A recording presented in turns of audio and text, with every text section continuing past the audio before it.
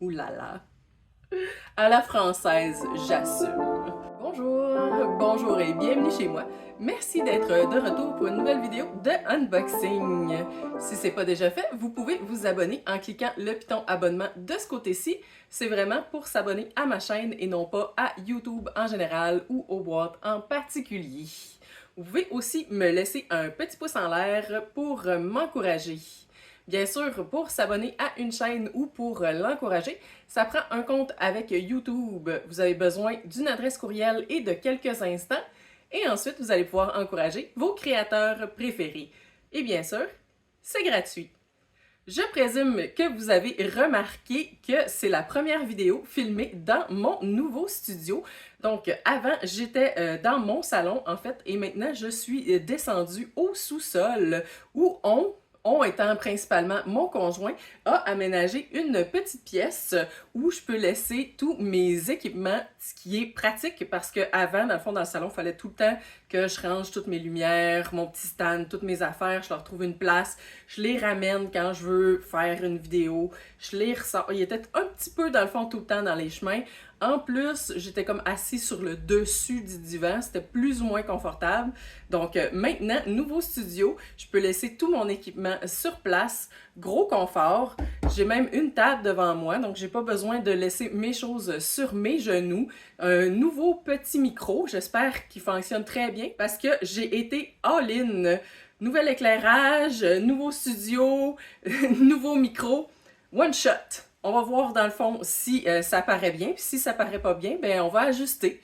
Par exemple, les petits éléments de décor pourront être ajustés. J'ai déjà ajusté le cadre parce qu'on voyait beaucoup la lumière à l'intérieur, elle reflétait dessus. Là, j'ai fait quelques ajustements avant, mais s'il y a d'autres choses à ajuster, n'hésitez pas à m'en parler. Laissez-moi un commentaire. Aujourd'hui, on va revoir une boîte qu'on avait vue précédemment, celle de Read Between the Vines, qui est un abonnement mensuel lecture, donc club de lecture, pour recevoir en fait plusieurs possibilités possibles, soit un livre et du café à 72 par mois, un livre et du vin blanc à 72 un livre et du vin rouge à 72 un livre et du thé à 72 une boîte thé et café avec le livre à 95 une boîte vin rouge et vin blanc avec le livre à 101 et la boîte tout ski, donc café, thé, vin rouge, vin blanc, livre, etc. pour 135 Et maintenant, il y a aussi la possibilité d'avoir seulement accès au club de lecture pour 12 par mois. La livraison est gratuite au-dessus de 50 parce qu'ils ont aussi un petit marché où tu peux aller chercher certains des items qui sont dans la boîte. Donc, si tu tombes à moins de 50 tu payes la livraison. Je pense que c'est juste gratuit au Canada, par contre. C'est une boîte de la Nouvelle-Écosse. En plus de la boîte avec tous les items que tu reçois dedans, pour le livre qui est inclus pour le mois, à tous les dimanches de ce mois-là, il y a un club de lecture qui est offert par Zoom. Donc, tu peux échanger sur les différents livres. Selon les abonnements, chaque boîte comprend un roman spécialement sélectionné, une tablette de chocolat artisanal fabriquée localement étant la Nouvelle-Écosse, un vin sélectionné à l'aide d'un sommelier ou d'un caviste indépendant pour ceux qui ont choisi du vin dans leurs abonnements. Un café fraîchement torréfié de la Nouvelle-Écosse. Un thé de World's Tea Herbal House de Halifax. La boîte, qui est très lourde parce qu'elle inclut quand même 2 bouteilles de vin, n'a aucune marque spécifique. Spécifique. Il y a juste mon adresse sur le dessus, fait que je vais la garder comme ça. Et voici ce qu'il y a à l'intérieur. Les dates pour le Zoom et nos beaux items. Wouh! Je vais faire attention pour pas les échapper parce qu'on est quand même dans le fond sur du plancher en béton. Plancher en béton versus bouteille de vin, pas mal sûr que c'est le plancher qui gagne. Allons-y, item par item. Dans son petit emballage à bulles, nous avons ici le chocolat de Hélène Eat More art. Donc, manger plus d'art. Une coupe napolitaine. Helen Stone est une chocolatière derrière Helen Eat More Art. Et elle propose une tonne de friandises différentes au Cap-Breton et à Halifax. Diplômée du programme de boulangerie et de pâtisserie de la Nouvelle-Écosse, Stone propose notamment des friandises en guimauve et des chocolats moulés. Il faut passer ses commandes sur Instagram. J'ai été voir son Instagram, malade. Tout a l'air super délicieux, tant avec les yeux, je présume, qu'avec le palais. Spécifiquement pour la coupe napolitaine, elle est inspirée des fêtes d'anniversaire des années 90 où la crème glacée disponible était toujours la napolitaine, comme une règle non écrite. Effectivement, j'ai l'impression qu'il y avait plus de napolitaine qui se mangeait précédemment. Maintenant, l'offre de crème glacée a tellement grandi que probablement que la napolitaine se mange beaucoup moins aux anniversaires maintenant que dans le temps. Maintenant, pour notre thé, on a un thé jaune de Mogan Wangancha, donc une montagne dans la province du Mont Mogan, de World's Tea House. Le thé jaune est une catégorie à part entière, tout comme le puerte et pour le thé noir. Le thé jaune fait partie de la collection des thés verts, mais n'est pas vraiment un thé vert. Il s'infuse comme un thé vert, sans le thé vert et a un goût similaire au thé vert de Chine. Ça ressemble beaucoup à si ça marche comme un canard, ça couaque comme un canard, c'est un canard. Mais en tout cas, ça a l'air que malgré que ça goûte le thé vert, ça ressemble à du thé vert et ça sent le thé vert, ce n'est pas du thé vert. Ce qui rend ce thé spécial, c'est son étape secondaire de cuisson à la vapeur et de fermentation qui rend les feuilles jaunes et fait ressortir une belle tasse de thé jaune beurre aux fortes saveurs végétales. Provient du pittoresque mont Mogan en Chine. Et World's Tea House est situé à Halifax. On a ici un 100 grammes pour 40 $. Vraiment pas donner le thé jaune, surtout dans le fond si sa seule distinction c'est de donner une tasse de thé jaune beurre. Mais j'ai vraiment hâte de voir ce que ça donne. Ça a l'air très joli. Maintenant, pour le café, on a reçu de Logging Whale Coffee ou Laughing Whale Coffee. Même si c'est marqué GH, ça se prononce F. Ah, les Anglais. Et on a le café Oulala French Roast Corsé. Oulala. À la française, j'assume. Original des régions de San Ignacio, Juan et Caramarca de nord-ouest du Pérou, cultivé à une altitude de 100 à 1900 mètres, torréfié très foncé, fumé et sucré, mais avec du caractère. Pas d'arrière-goût âpre comme dans tant de café noir. Et les notes dégustatives seraient fumée, réglisse et sucre de canne. Prometteur. Sur Laughing Whale, depuis 2003, l'entreprise fleurit dans le village de Lunenburg, classé patrimoine mondial de l'UNESCO en Nouvelle-Écosse. Ça doit être beau en pas pour rire. L'entreprise fournit des cafés en petite quantité, soigneusement torréfiés et savamment mélangés. Il vise à être le torréfacteur le plus vert du Canada atlantique. On a effectivement plusieurs notifications sur l'emballage, notamment que c'est des Eco Roasters avec la plus basse empreinte carbone par tasse de café. Donc vraiment super intéressant à découvrir. Ouh là là! Maintenant passons au vino.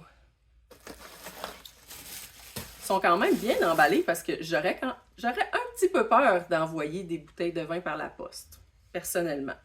On a un vin blanc ici. En fait, j'ai pris les deux. Fait que j'ai un blanc puis j'ai un rouge. De Spinelli, on a un Pinot Grigio Terre de Chieti. Cantina Spinelli est une cave familiale fondée en 1973 par Vincenzo Spinelli. Ils sont aujourd'hui l'un des principaux producteurs de vin des Abruzzes, tout en maintenant un lien profond avec la famille et la tradition dans le but de produire des vins de qualité abordable. Le climat dans la région de Chieti est méditerranéen avec des brises sèches de la mer et d'importantes variations de température. Je ne sais pas s'ils savent c'est quoi vraiment d'importantes variations de température, considérant qu'ici, on peut passer de moins 40 à plus 40. Pas dans la même journée, mettons dans une année. Les notes de dégustation, d'agréables odeurs de fruits exotiques se mêlent à de délicates notes florales. La bouche est légère et dans l'ensemble très fraîche et équilibrée. Excellent apéritif ou à siroter avec des fruits de mer. Donc, ça va être plus en apéritif parce que moi, les fruits de mer, ça me roule dans la bouche. D'une valeur estimée à 17 $ pour la bouteille. Et ce qui est intéressant, dans le fond, c'est que ça vient d'un caviste, donc ça doit pas être disponible partout. Je sais pas si vous avez vu aussi, mais la bouteille est super cute. Je peux-tu le mettre là? Yes! J'espère que je vais pas gesticuler, lancer la bouteille en bas. Tragédie.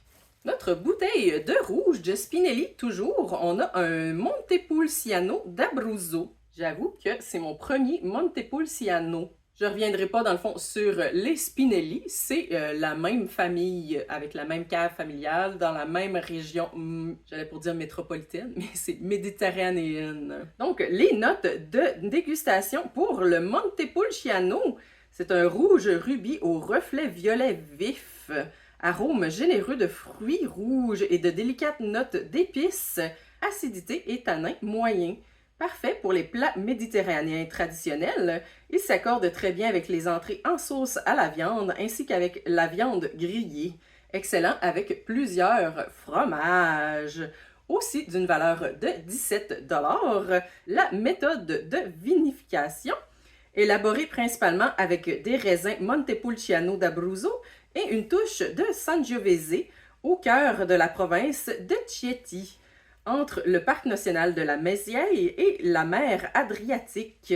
Le sol est argilo-calcaire. Je ne sais pas si vous avez déjà pu ou eu l'opportunité de faire un test pour savoir si le sol avait vraiment un impact sur le goût du vin, mais on est allé, je crois, faire une route des vins en Ontario à un moment donné, puis sur le même terrain, il y avait deux sortes de sols, un sol plus volcanique puis un sol plus argileux. Et l'entreprise avait planté exactement les mêmes vignes. Ils recevaient exactement le même soleil. La seule différence, c'était vraiment le sol. On a acheté une bouteille de chaque. Je crois que c'est le loup rouge et le loup noir. En tout cas, différents. On dirait que c'était pas pantoute le même vin. Donc oui, le sol, super important. Il nous reste juste un item dans notre boîte, mais quel item? Le livre. Ici, on a Margaret's Harbour de Eleanor Morse, un roman se déroulant sur la côte du Maine dans les années 1960, retraçant la vie d'une famille et de sa matriarche alors qu'ils négocient le partage d'une maison. Particulier.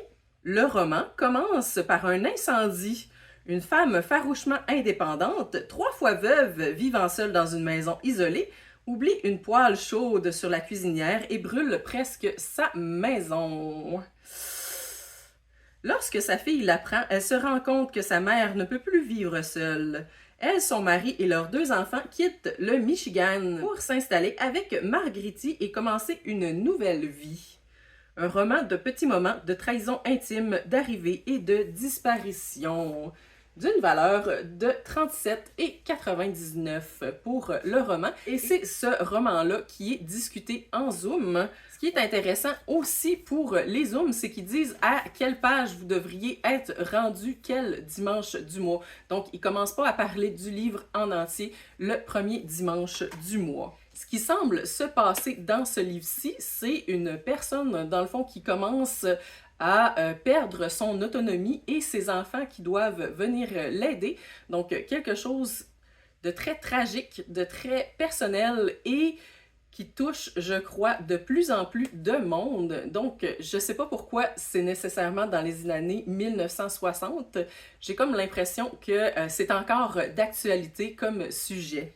En général, vraiment contente de ce que j'ai reçu. Super bonne sélection, vin, thé, café, chocolat, plusieurs découvertes intéressantes, entreprises intéressantes, clairement des produits à encourager et un livre qui risque d'être parfois difficile à lire. Par contre, petit point, je sais pas dans le fond si c'est possible ou quoi que ce soit, mais c'est parce que je suis allée en Nouvelle-Écosse puis j'ai fait des routes des vins là-bas puis j'adore les cépages qu'ils ont là-bas, donc j'aurais apprécié avoir des vins de la Nouvelle-Écosse. Je sais pas si ça s'est déjà fait ou si elle y revient une fois de temps en temps, mais qu'il n'y a pas assez, dans le fond, de producteurs ou que les prix sont plus dispendieux peut-être parce que c'est des petites productions. Aussi, l'auteur vient du Maine. Peut-être pour les mêmes raisons, il n'y a pas assez, dans le fond, d'auteurs directement de la Nouvelle-Écosse, ou il y en a certains, puis elle fait, dans le fond, des changements. Mais c'est sûr que, tant qu'à aller chercher une boîte en Nouvelle-Écosse, j'aurais pris tous des articles de la Nouvelle-Écosse. Malheureusement, il y a des grands changements qui s'en viennent pour Read Between the Vine. La fin annoncée de la boîte est mars 2025. Donc, si vous voulez vous en procurer une, vous avez jusqu'à mars 2025. C'est la dernière boîte. Il est déjà trop tard pour les abonnements annuels. Par courriel, elle nous a mentionné qu'elle ne peut plus accommoder la hausse des coûts sans transférer le fardeau aux clients et l'entreprise n'est plus soutenable sur le long terme. C'est vraiment très triste, mais il y a plusieurs boîtes qui ont eu l'année 2023 très difficile et 2024 s'annonce pas nécessairement plus facile. La fondatrice a décidé de plutôt se concentrer sur le club des lectures sous la forme d'une passe virtuelle, donc la passe à 12 $ par mois, qui n'inclut pas le livre. Donc, elle mentionne ça va être quoi le livre. Par exemple, le livre pour le mois de mai, c'est ça. Allez le chercher à la librairie et venez discuter avec nous à tous les dimanches du livre choisi. Ce qui est aussi une activité très intéressante et j'assume quand même assez prenante de devoir choisir un livre à tous les mois et d'être prêt à en discuter aussi au moins 4-5 fois pendant le mois. Je vous encourage fortement à aller voir Read Between the Vine et vous prendre une petite boîte avec les items qui vous conviennent, thé, café, vin blanc, vin rouge, toute la gang. J'apprécie vraiment les items qui sont sélectionnés. C'est la deuxième fois que je le prends. Super bon, encore une fois. Ce serait tout pour moi pour aujourd'hui. Merci d'avoir écouté la vidéo. Si c'est le genre de vidéo qui vous intéresse, ça me ferait vraiment plaisir si vous vous abonniez à ma chaîne. Juste ici, j'ai oublié de mentionner, on a enfin réussi à se rendre à 500 abonnés. Donc, sans plus attendre, je vais envoyer un petit message dans la communauté en espérant que c'est vraiment comme ça que ça fonctionne, juste pour remercier le monde de s'être abonné à ma chaîne. Je suis flabbergastée. Vous pouvez aussi me laisser un petit pouce en l'air pour m'encourager. Et bien sûr, vous êtes toujours les bienvenus chez moi. À la prochaine!